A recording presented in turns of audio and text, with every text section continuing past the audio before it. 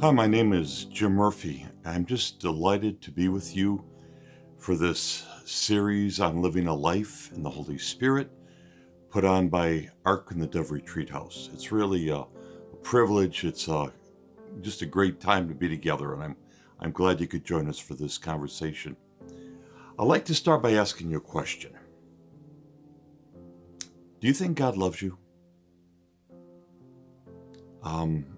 I know that might be a little bit strange. Uh, uh, does God love you? A couple months ago, I was on a plane on my way to a conference, and a guy came in and sat next to me. Pretty scruffy looking guy. Tattoos everywhere, metal piercings all over his face. He had to find a place to put his skateboard. Tried under the seat, then in the overhead bins. And I had about a 4-hour ride, and I thought, oh, this is going to be interesting. I was working on this talk that I had to give at a conference that weekend, and the theme was being open to the love of God. So I thought, well, I'll just try some of this stuff on this guy and see what he thinks. So he was, I don't know, looking at his phone or something. I said, I got a favor to ask of you. I've got to give a talk later this weekend, and I'm wondering if I could just bounce some of the key points off you, just to get your take on things. I said, I'm not looking for the right answer. Just let me put these things out there, and tell me what you think. So he put his phone down and said, yeah, sure, go ahead. And I asked him, I said, my first question is, do you think God loves you?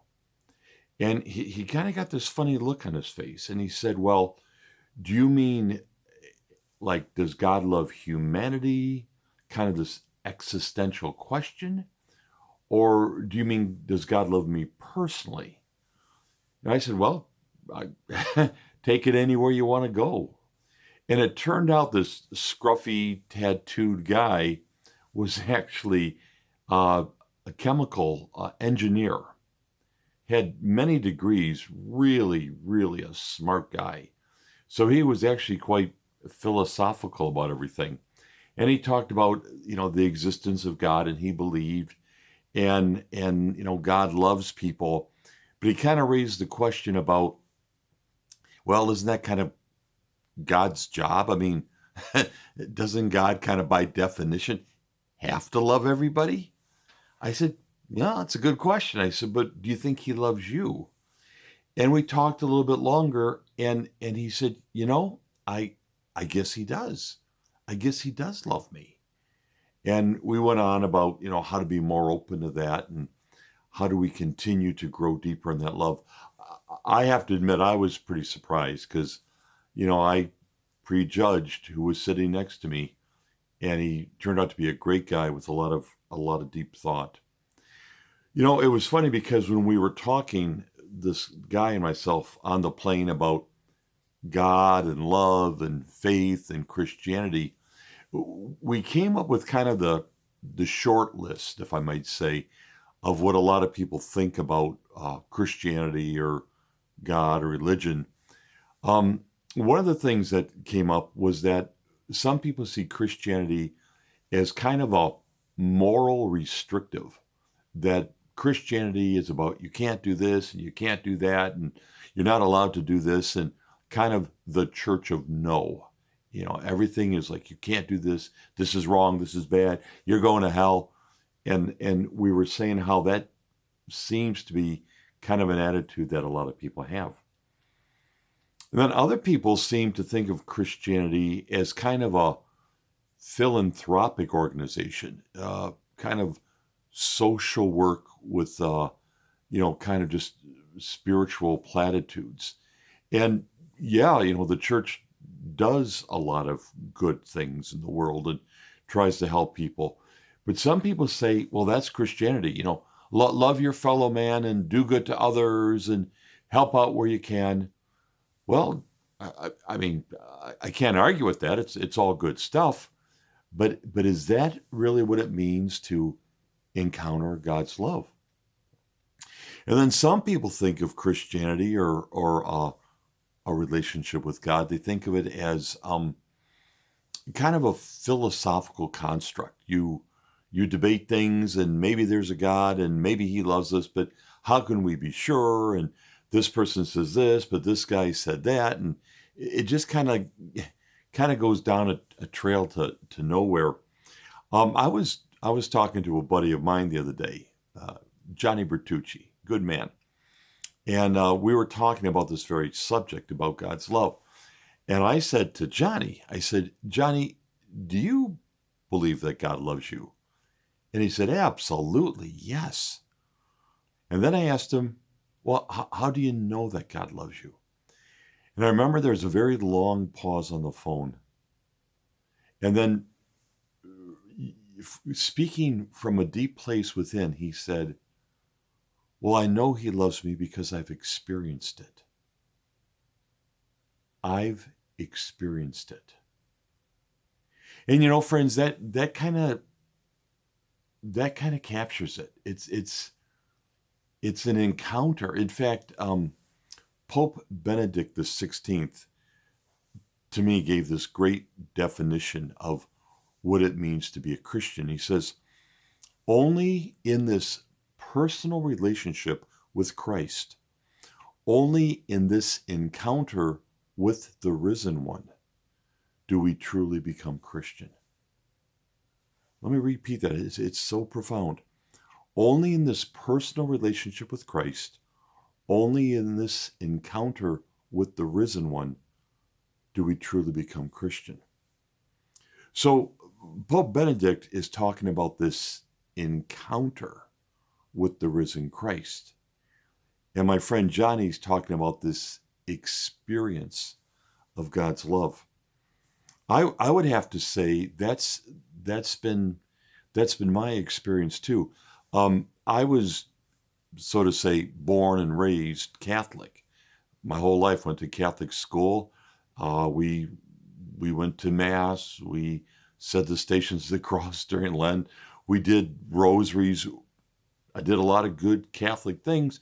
And I would have to say, looking back, I loved God to the degree that I understood God.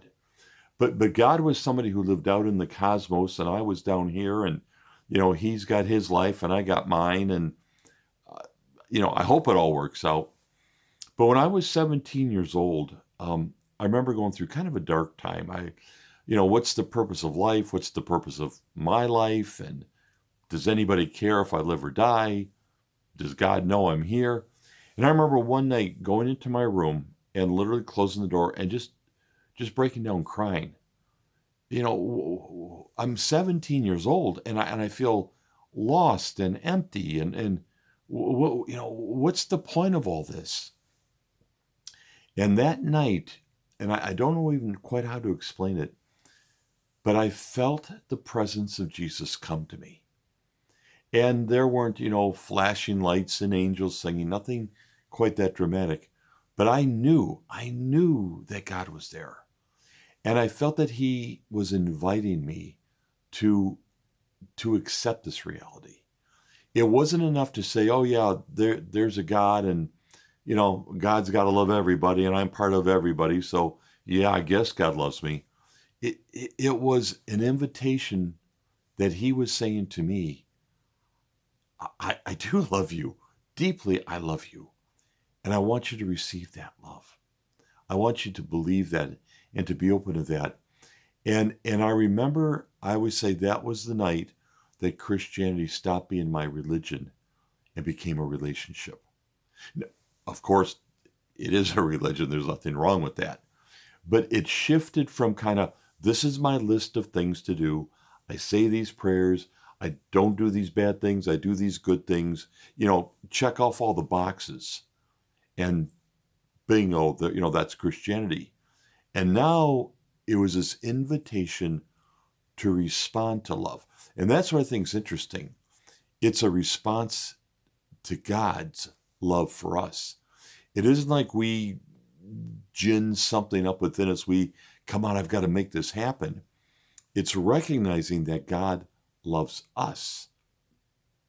And then what we have is simply a response to that love. You know, I love this crucifix that I have here in my room. It says so much to me. I got it from Haiti years and years ago. And I remember this passage from John chapter 3. And it's Jesus talking, and he says, God so loved the world that he gave his only begotten Son,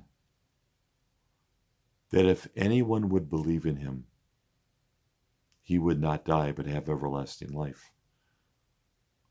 God did not send the Son into the world for the world to be condemned, but that the world might be saved through him. You know, friends, going back to my friend on the airplane, we were talking about people saying things like, well, I don't really deserve God's love. And, you know, if you knew what I did 10 years ago, and all the obstacles, all the things, I'm not worthy, I don't deserve it. Somebody told me I should have never been born. I was a mistake. It's amazing the blocks people carry within them to the love of God. I don't deserve it. It's like, yeah. So that's the point of love. It isn't something that you earn or deserve. It's something you receive. And I'm telling you, my friends, God does love you.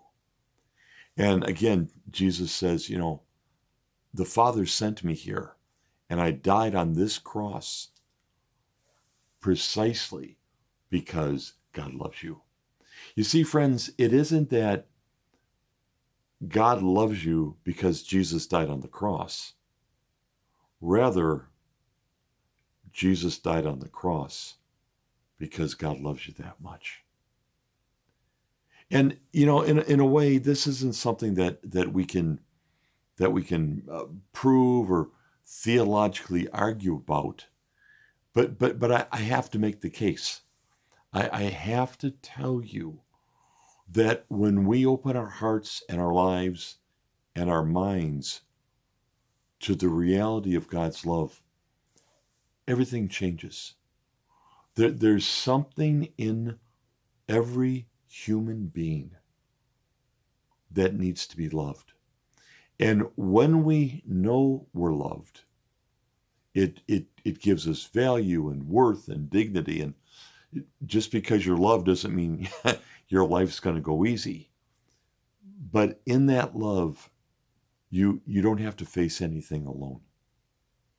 You don't have to go it by yourself, because there's always somebody in your corner. And that somebody is Jesus.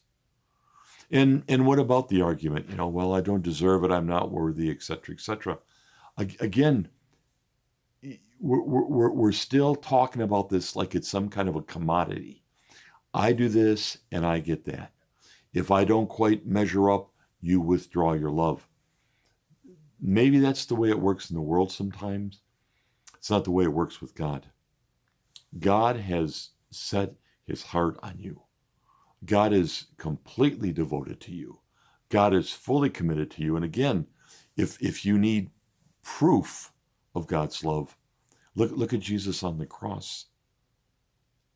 He is so committed to letting you experience the love of God that he gave his life on a cross, suffered a horrible death. Because this, my friends, is the key to your heart. This is what opens you up to receive the love of God. You know, one time Jesus was asked what the greatest commandment was. And without batting an eye, without thinking about it, he says, well, the greatest commandment is, you shall love the Lord your God with your whole heart, your whole mind, your whole will, your whole strength. And the second commandment is love your neighbor as yourself. And when we hear that, for a lot of us, it's like, okay, how do I do that?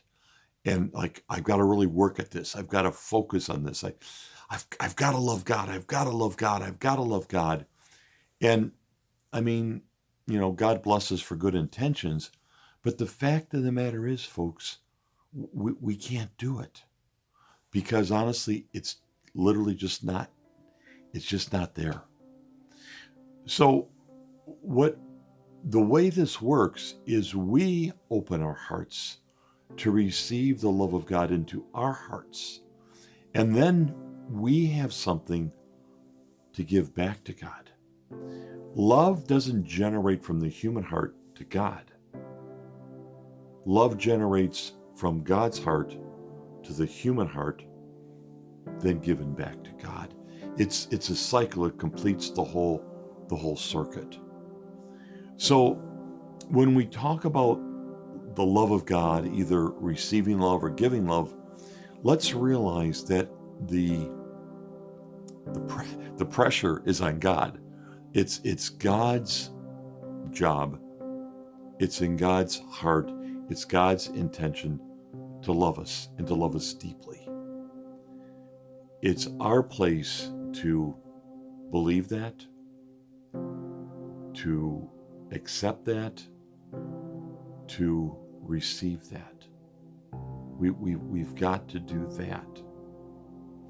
But it's okay to say, God, I don't know if you love me. I want you to love me, but I'm weak. I don't know. And then do this. Say to God, God, I know you tell me that you love me. And I want to believe that. I want you to love me. But I'm a very weak person, and for a host of reasons, I have a hard time accepting and believing that love. Please help me in my weakness. Help me not so much, I gotta love you, I gotta love you, I gotta love you. Help me relax and rest and trust that you love me. Jesus, with all my doubts, with all my frail shortcomings, tonight, I open my heart, I open my mind, I open my life to your love. I ask you to come in, fill me with your love, that I can learn how to give love back in return. It's a simple prayer, it's an honest prayer. And like my friend on the plane that night, this great scientist, he finally said, it all comes down to taking a leap of faith. The scientist said, you got to take a leap of faith.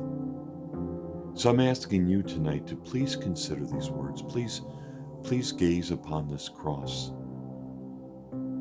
and believe me, God really does love you, deeply loves you. And he realizes you're not perfect.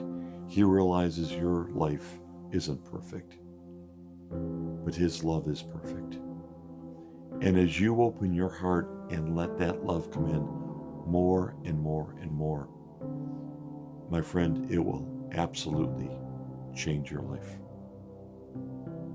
So let's remember those words from my friend Johnny.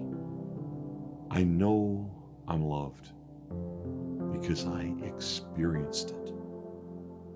And isn't that where we all need to be?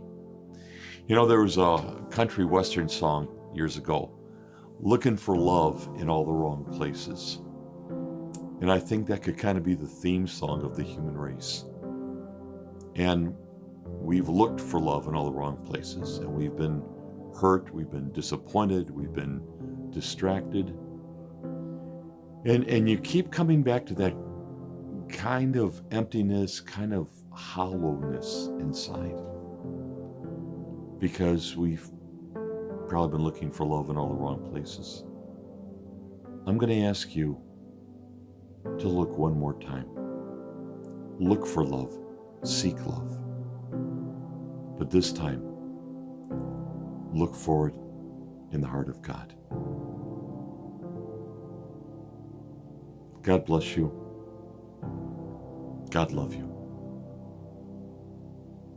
Open your heart to His love.